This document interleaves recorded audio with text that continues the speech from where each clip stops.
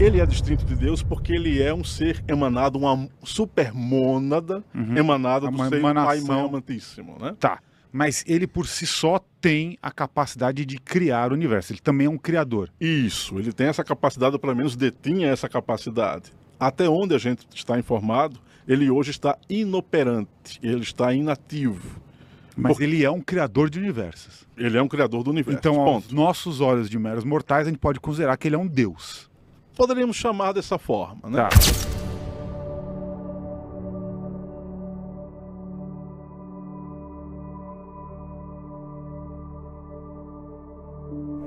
Ótimo.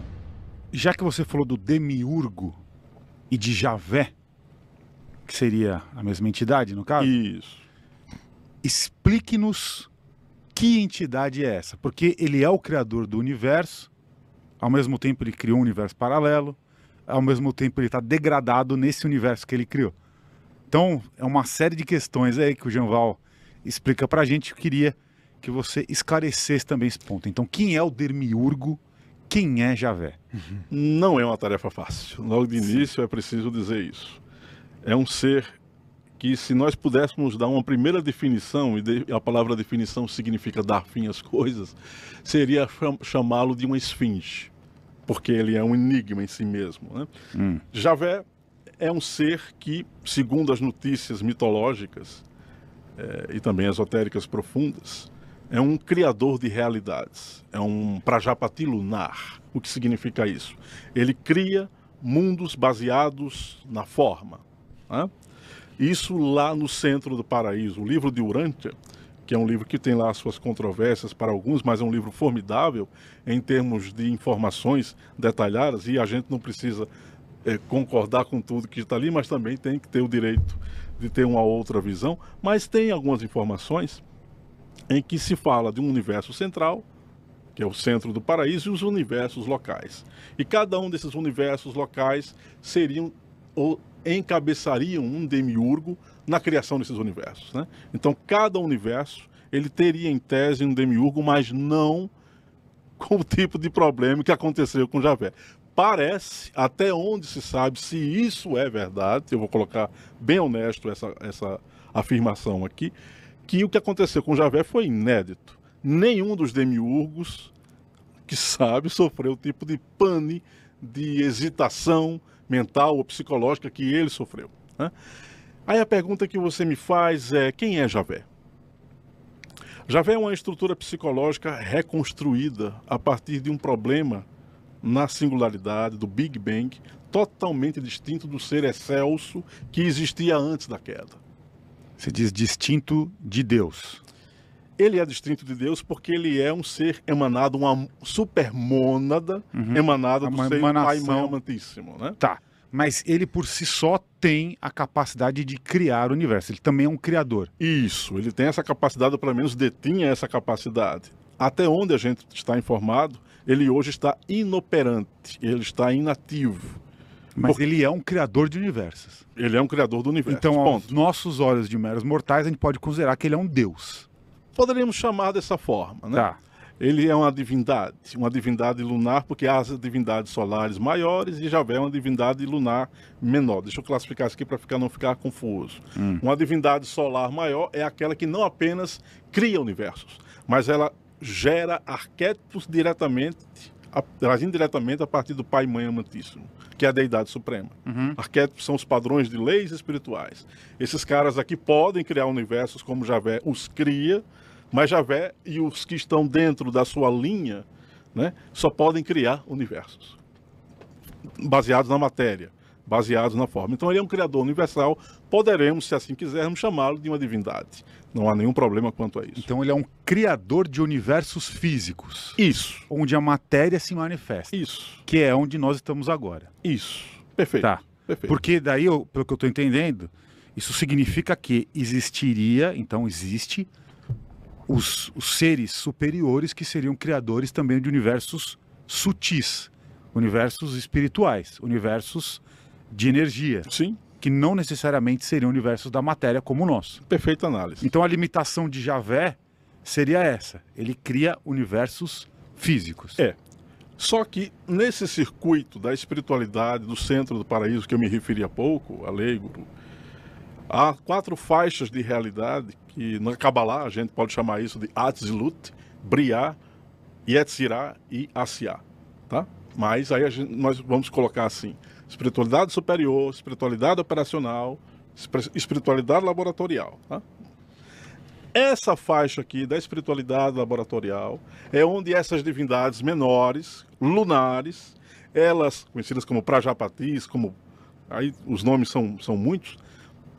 Nessa faixa aqui eles podem trabalhar o aspecto da imperfeição e do caos.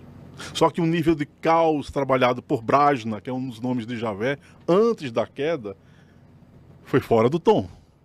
Porque ele imaginou um processo caótico além do que ele mesmo poderia suportar. Há quem diga que isso não é caos, é produto de uma maior extensão do livre-arbítrio humano. Há quem diga que não. Ele saiu fora da linha. Ele deu uma volta muito grande, fez uma curva muito grande e não pôde consertar esse processo. Fato é que enquanto ele estava fazendo a expressão da sua energia kundalínica e o universo emergiu com 2 bandas, o universo antimaterial e o universo material, ele só sobrou. A parte do corpo mental do Criador se fragmentou no momento da singularidade, do Big Bang, e o corpo espiritual dele, o Atman e o Bud, para ser mais preciso com vocês, e aqui estou me referindo aos 7 corpos da tradição esotérica hindu: Atma, Bud, Manas, o corpo mental inferior, o corpo astral, o corpo etérico, o vital e o corpo físico, né? Esse corpo mental superior aqui, que na verdade é um corpo só, a gente chama de mental superior e inferior para questão de nomenclatura, mas é um corpo mental só. Isso foi sugado na singularidade. E o Atman e o Buda, que dizem as tradições, e outros conhecimentos espirituais, esses 2 corpos aqui, ou esses 2 planos de realidade aqui, são invulneráveis. Eles não podem ser atingidos por nada, em tese, né? Só o corpo mental, sim. O corpo mental é mais próximo da condição material, ou seria mais próximo de um nível onde não estaria tão perto do circuito íntimo da Deidade Suprema. Eu vou colocar dessa maneira, né? Esse corpo se desfaleceu, ou se fragmentou, e aí ele, no momento em que ele caía, né, desfalecia no plano espiritual, no paraíso, ele foi improvisando o Brahma-loka, que é um universo antimaterial, e com que objetivo? Para tentar, entre aspas, salvar o universo material, o Burlock, que é o nosso universo. Então esse é o pano de fundo que envolve esse criador demiurgo. Mas qual é a grande questão? No Gênesis, a palavra Deus é colocada no plural, Elohim, né? São os Elohims, né? E é uma classe de seres divinos. Por incrível que pareça, o Gênesis não errou, porque de fato é uma classe. Javé pertence a uma classe de seres chamado Pashnavaj. São 43 integrantes que estudam, são 43 divindades que estudam como criar mundos. Ele, sendo um Pashnavaj da família Adi, né, ele não... Pashnavaj, para ser mais completo aqui na informação, né, o nome completo dessas famílias, dessa família que o Demiurgo faz parte. Eles perceberam uma inconsistência na mente do Demiurgo. Perceberam que ele estava transformando a condição desse universo holográfico que iria nascer muito sem regras, muito sem leis, deixando o livre-arbítrio num alto grau de execução, eu acho que é o termo que eu poderia colocar. O fato é que eles perceberam que o tipo de estrutura mental daquela divindade não ia suportar isso, porque isso tem a ver com o desgaste do prana. Essas divindades têm prana de um modo um pouco diferente do nosso, mas tem os chakras como nós temos, vamos colocar assim, e quando eles começaram a conversar entre eles a respeito do projeto mental, notaram algo que nunca aconteceu no centro do paraíso. A divindade, ou essa divindade, estava nervosa, perturbada, inquieta, impulsiva. Essa aqui é uma projeção, essa divindade é uma projeção, na verdade, de um outro ser que as tradições vão conhecer como Vishnu. Esse ser que a gente chama de Brahma, ele tem uma contraparte chamada Vishnu, que percebeu o erro da sua outra consciência. Quer dizer, como é que eu vou falar isso? Porque não é uma outra consciência, é a mesma consciência fragmentada, dividida em outra parte. Não é nem um fractal, tá? Eu estou colocando fragmentado aqui porque eu não tenho outro termo para colocar. Mas uma outra estrutura psicológica dentro da mesma consciência, que eles têm essa condição, a condição de fazer isso, percebeu o erro na mente de Brajna, a outra parte dele. E aí a coisa começou. Ele começou a ter os problemas e as divindades superiores advertiram-no: olha, para de fazer isso, você não tem condições nenhuma de criar nada. E ele teimosamente, as notícias que não, eu tenho condições, eu vou até o fim. E aí um ato de teimosia próprio dele, alguns afirmam que foi por orgulho, mas isso aqui não cabe para esse tipo de ser. O fato é que ele começou a fazer a realidade de forma atabalhoada. Javé passou 500 milhões de anos sozinho, vivendo numa bolha, quando o universo surgiu. E após esses 500 milhões de anos, o cara começou a criar partes dele mesmo para sustentar a realidade, porque para ele tudo que existe era ele dentro da bolha universal, e de fato é. Mas só que ele começou a perceber-se sem algo, sem um direcionamento maior, sem um nível de organização maior. E esses seres foram nascendo, partes dele mesmo, que são os anjos, que a gente descreve na tradição religiosa.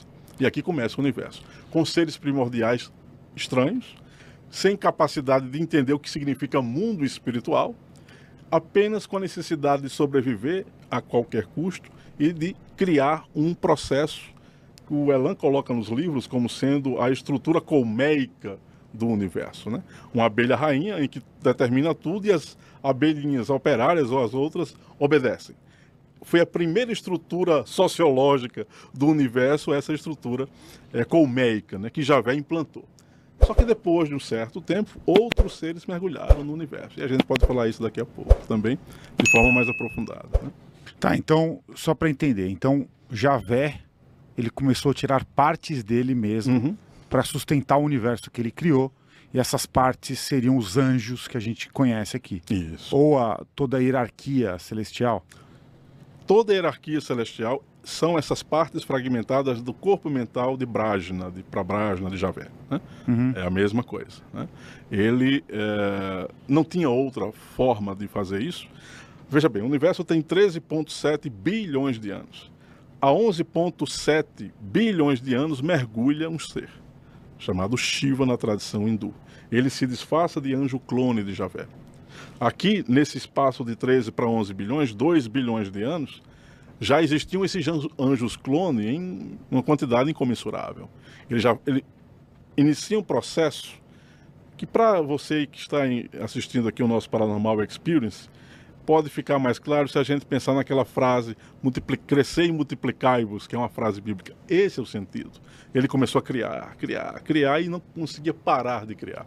Até que, em 11,2, 11,7 bilhões de anos, Shiva, disfarçado de um anjo, clone dele, porque ele é daquelas co-irmãs que estavam com Javé antes da criação do universo, que viu o programa mental de Brajna equivocado, inadequado, e ele se comprometeu a mergulhar em algum momento do universo para tentar mexer nos algoritmos do universo, porque esse processo só pode ser mexido de dentro do universo e não fora, né?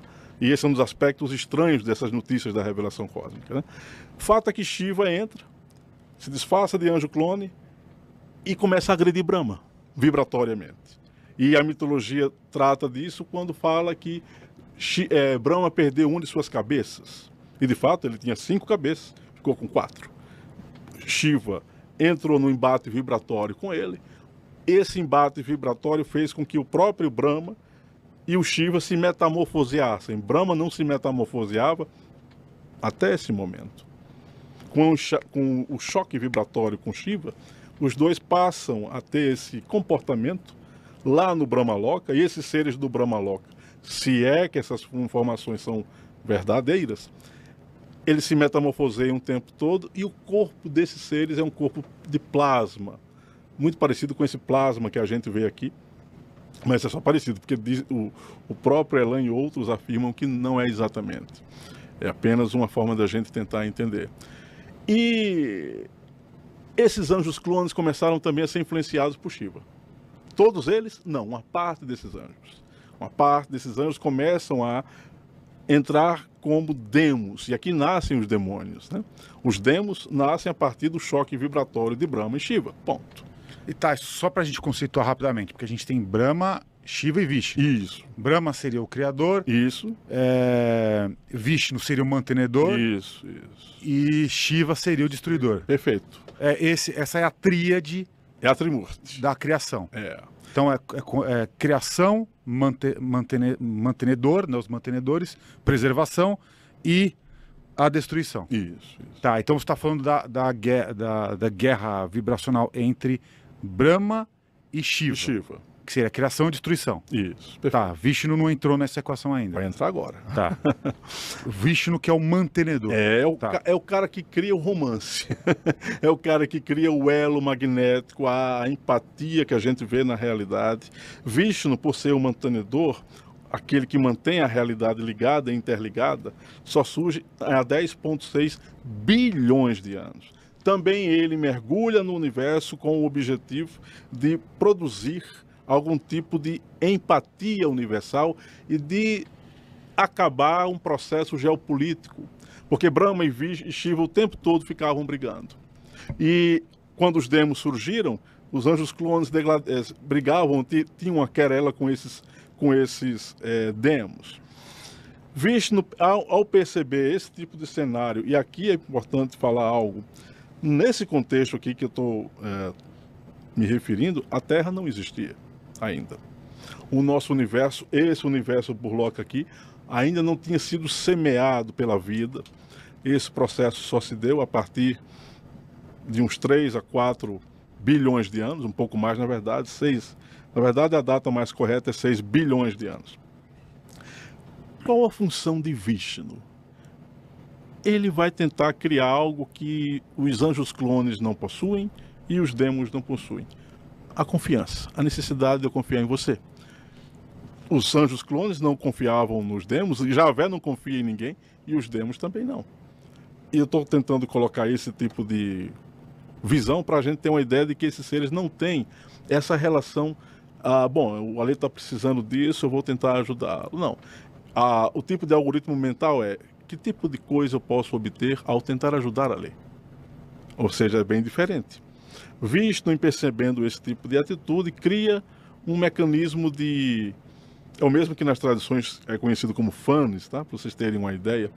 Eros, ele tem essa outra classificação, esse outro conceito. Ele cria o amor, vamos assim dizer, tá? Uhum. E ainda assim, quando eu me refiro a amor, ainda é uma palavra muito forte. Digamos que o magnetismo, a necessidade da gente se aproximar uns dos outros, tem a ver com a energia de Vishnu. Nas tradições hindus, pessoal, nós temos um livro formidável, conhecido como Bhagavad Gita, que é um dos capítulos do Mahabharata, né? O Bhagavad Gita é a história entre Krishna e Arjuna. Krishna, o papel arquetípico do mestre, e Arjuna, o discípulo. Só que lá no Bhagavad Gita tem um troço, um conceito estranho falando das 3 qualidades da matéria, as gunas: Sattva, Rajas e Tamas. Sattva é a energia de Vishnu, Rajas é a energia de Brahma e Tamas é a energia de Shiva. Tamas é obscurecimento, Sattva é harmonia e Rajas é movimento impetuoso, impulso, né? O tipo de arquétipo que Vishnu traz lá do centro do paraíso é a harmonia. O tipo de arquétipo que Shiva traz lá do centro do paraíso é a destruição, porque eles queriam acabar com o problema de Javé. Veja, lá na espiritualidade superior, segundo as notícias que se tem, esse nosso universo é um mero pontinho, uma mera singularidade. Que lá pode ser que o universo já até tenha deixado de existir, mas nós aqui, viajantes desse carro universal, ainda teremos que viver ainda alguns bilhões de anos, né? Vishnu traz aqui, portanto, o arquétipo da cola, da empatia, da harmonia, né? E quando ele cria isso, surge a Trimurti. O que é a Trimurti? é o governo das três divindades, né? Entre Brahma, Vishnu e Shiva, porque eles ficavam discutindo entre eles quem seria o mais poderoso, quem seria o criador do universo. Ah, o Brahma dizia que era ele, Shiva dizia que era ele. Então o Vishnu fez, bom, peraí, vamos tentar se acalmar e criar aqui um governo onde os três possam ser os donos do universo, né? E a Trimurti é criada. E aí um jogo de apostas começa entre as divindades, para manter a mente de Brahma acesa, já que a mente de Brahma tem a condição, em função do problema mental dele, de ficar acordado em determinados períodos e desperto em outros, dormindo em outros, né? Isso aqui tem a ver com o sono de Brahma, tem a ver com o Pralaya e o Manvantara, o conceito dos hindus. Mexer com a cabeça de Brahma o tempo todo é uma atitude que eles escolheram, provocando, tirando ele da paz ou da condição mental mais pacífica, porque essa é a história que a mitologia trata de uma forma mais, eu diria, envelopada, né? Eu diria mais pasteurizada, mas se essas informações que a revelação cósmica estão corretas, parece que a coisa se encaminha por aí, né? Porque nenhuma dessas três divindades, elas foram dotadas de uma condição do pensamento como nós humanos temos. Não só o humano da Terra é capaz de sentir empatia, outras humanidades aí fora sentem, e outros seres autoconscientes, porque nós fomos engendrados de forma muito recente. O ser humano, como se conhece hoje, a gente falar em termos racionais, teria uns 50 mil anos, já quem afirme que não, nós teríamos um tempo maior, porque outros seres mergulharam aqui na condição planetária, que injetaram no ser humano a condição mental. Isso é um assunto para a gente tratar num outro momento, que é o corpo manásico, né? Os Kumaras seriam esses mestres de sabedoria que, no mito de Prometeu, rouba o fogo dos deuses e o entrega ao ser humano. Isso aqui tem a ver com um processo de ajuda à condição humana, já que ela era muito deficitária. Em resumo, tratar de Javé é uma dificuldade. Não é fácil, porque, ao mesmo tempo, ele é um ser que tinha parâmetros excelsos antes de sofrer a queda, ele se esquece que era uma divindade, aí já há informação de que ele é um mero átomo inativo dentro de um circuito no Brahmaloka, ele não consegue mais fazer nada, e que o ser humano, vivendo na condição caótica em que está, precisa criar uma condição mental, uma massa crítica precisa ser formada para que devolva a ele a mente, já que ele perdeu. Olhe como isso é estranho, confuso e que quebra todos os paradigmas que as religiões e algumas doutrinas esotéricas pregam. Mas, se isso for verdade, é o assunto mais necessário a gente discutir em termos evolutivos, filosóficos, porque isso tem a ver com a gênese da nossa casa universal.